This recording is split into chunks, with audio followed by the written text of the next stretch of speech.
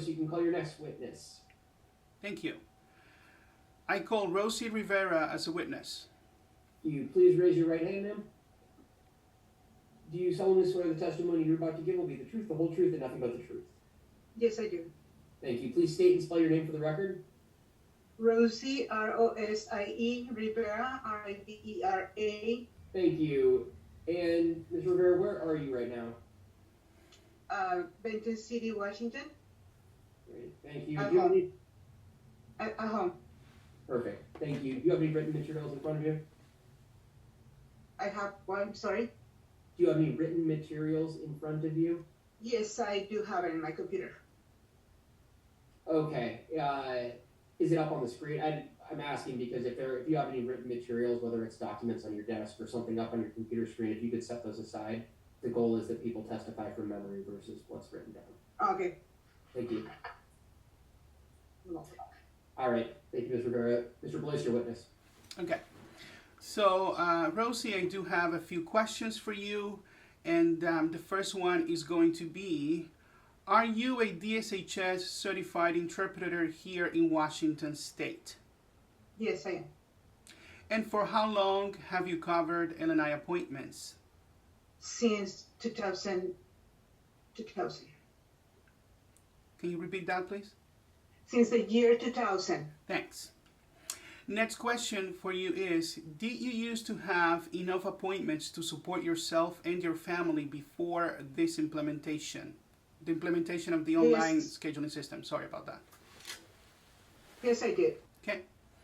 Next question is, how often were you getting paid by LNI? Bi-weekly. And were your payments delayed significantly on a weekly basis?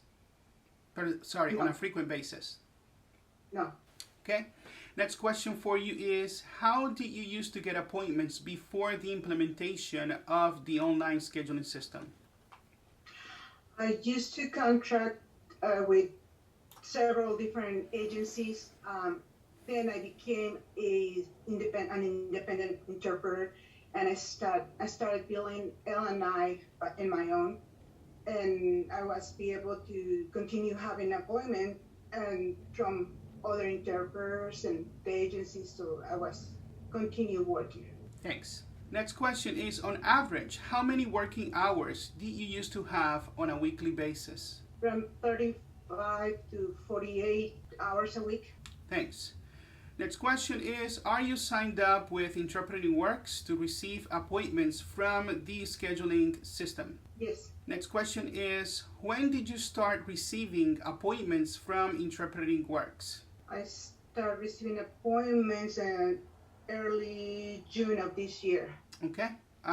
So let's see. Since June, when you started, what was the average amount of working hours that you were able to secure on a weekly basis from those appointments received and completed through the scheduling system? 2-3 appointments, maybe 3 hours a week.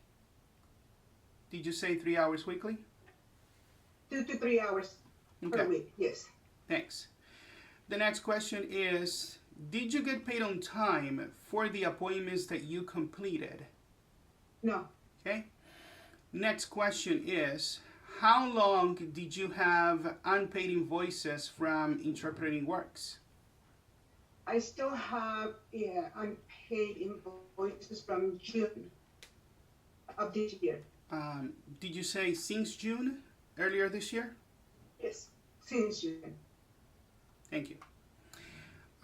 So the last question that I have for you today is, what other issues have you experienced with Interpreting Works that you didn't have to deal with before the implementation of the scheduling system? I'm been having issues, difficulties checking in or out of appointments, mainly because Interpreter Works software is unstable. That's what I have been told when I call, and sometimes they answer, sometimes they don't. But they tell me they have issues with their software. Sometimes there's just idling in my phone, and sometimes freezes. I have to restart my phone several times. I receive appointments offers that that are far away from my location or far away from one to another appointment where I have been scheduled previously. I have been booked, double booked, and appointments that I show up. There's sometimes two, three. I have been booked even to appointments with 6 interpreters. We show up all for one patient at the same location. And another issue is late cancellations or no showed up. For me, it's an issue not be able to contact directly patients because I cannot confirm their appointments. So a lot of no-shows, late cancellations, that makes me not having work.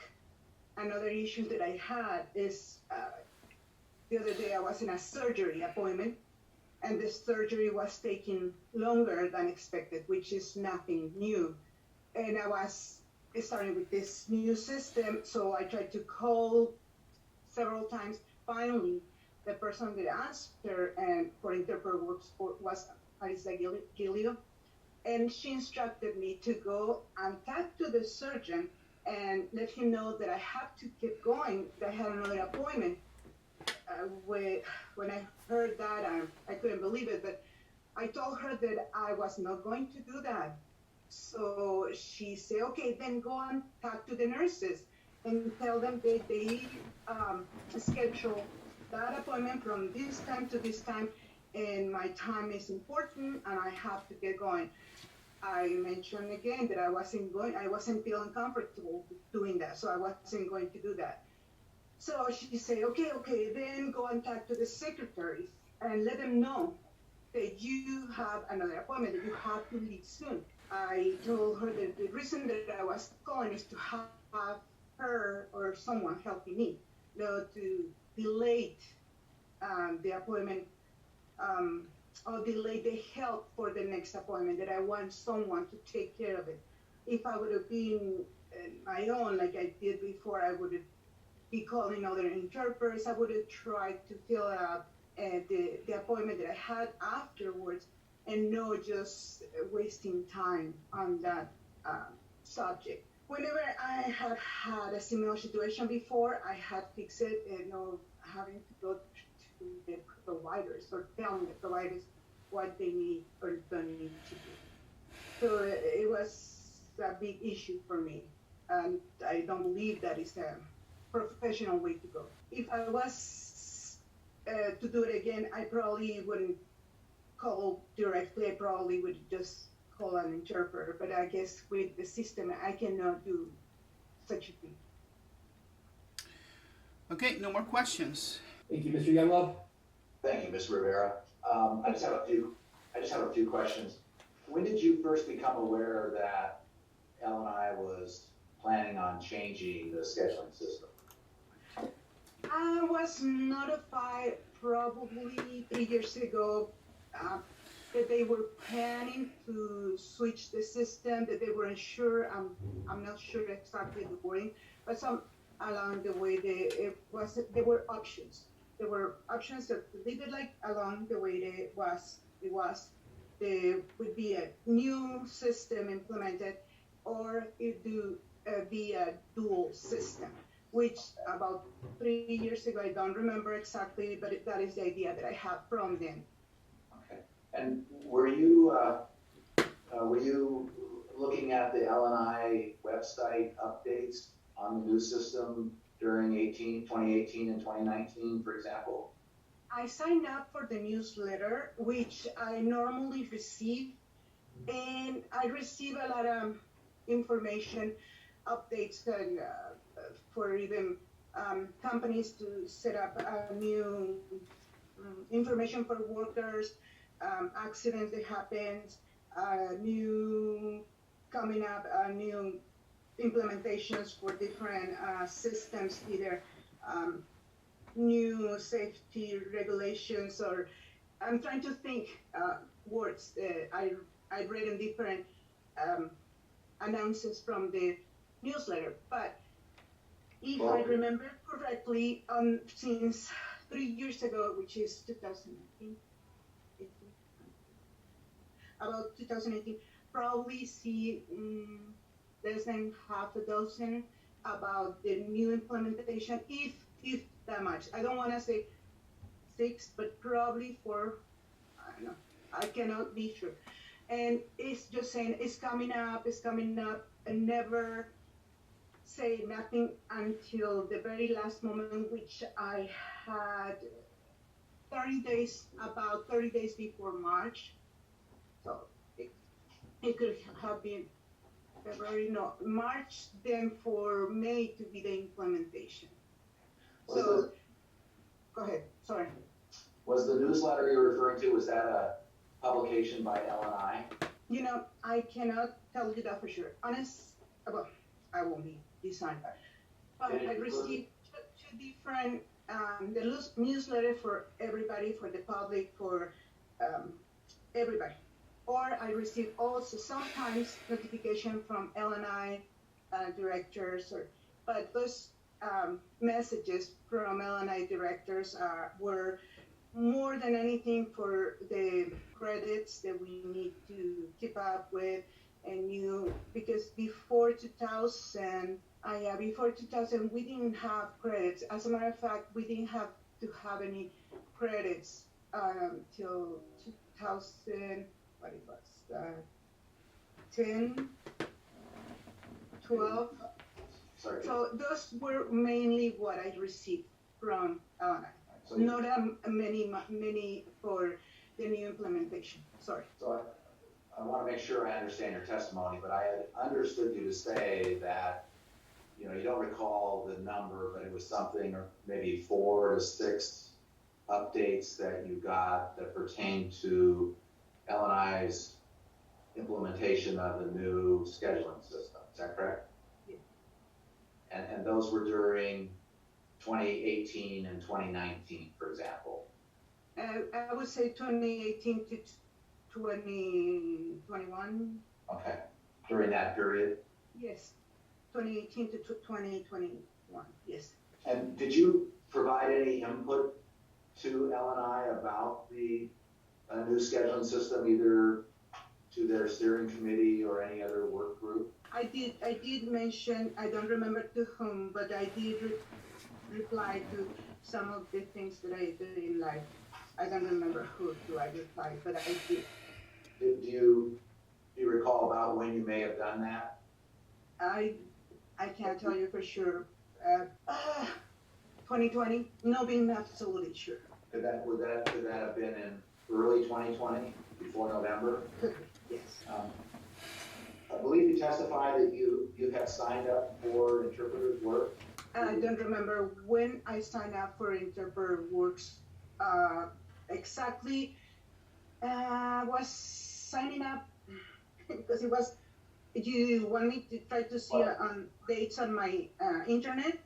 No, okay. Sorry, Let me say this. I started. Excuse me, Mr. Rivera. My question. You did testify that you had signed up for that. Is that correct? Yes. Okay. And my question was, do you know when you did that? That's what I'm trying to say. I know I started in June, and I believe I tried to start from late March, early April. Okay. It was very hard. Of what year? Oh, this year. Okay, thank you. It was very That's all the confusing, questions I have. very hard. Okay, That's all the questions I have. Thank you, Mr. Rivera. awesome. Thank you. Ms. Wolf? Thank you. Ms. Rivera, you've mentioned you received some newsletters. Did you sign up to be part of the listserv to get email updates from Labor and Industries on a regular Yes. basis? Okay. Yes. And so did you receive those updates, do you think, from Labor and Industries? I believe so. I cannot tell you that for sure. I know I signed up for the newsletters. Yes. Okay. And did you participate in any way in trying to be the contractor for the scheduling system? No. Okay. Were you able to attend any of the webinars that were offered to provide training on the new system back in, was it been in September of 2020? Yes. You did? You attended some of the webinars? To be able to go through the new system with Interpreter Works? Yes. Yes, I did. And so that would have been in September 2020. Does that sound about right? I cannot tell you for sure. Okay. Would it have been in 2020? I cannot tell you for sure. I'm sorry. That's I okay. don't want to lie. Oh, no, no. We wouldn't want that. Okay. Let's see. I don't have any other questions for you. Thank you. Any redirect, Mr. Blois? Yeah, I'd like to redirect. I know because of technology and all that, sometimes there are audio difficulties, so I'd like to ask this question. Rosie, when was the first time that you received an update from LNI telling you a specific date of implementation for the scheduling system? The exact time, I cannot tell you. But it was between April and May of this year. Thank you. No more questions. Mr. Younglove? Yes, I think I have one, just one moment, please. Ms. Rivera, is it true you were aware, though, that initially LNI was planning on implementing the new schedule in September of 2020? No, You never saw that in any of the materials that you got? no.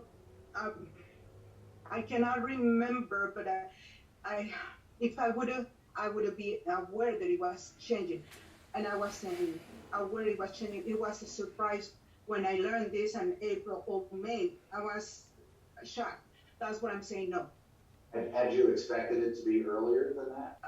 later. I didn't thought it was going to happen. I thought it was in. I'm sorry, I didn't. If it would have, for me, it would have happened. It would have been later, after we could have the vote for the union. So you weren't aware that the 2018 legislation had a September of 2020 implementation date? I don't remember. Okay, all right. Thank you. I have no more questions. Ms. Wolf? Nothing further. Thank you. Mr. Blois? Nothing further. All right, if there is nothing further,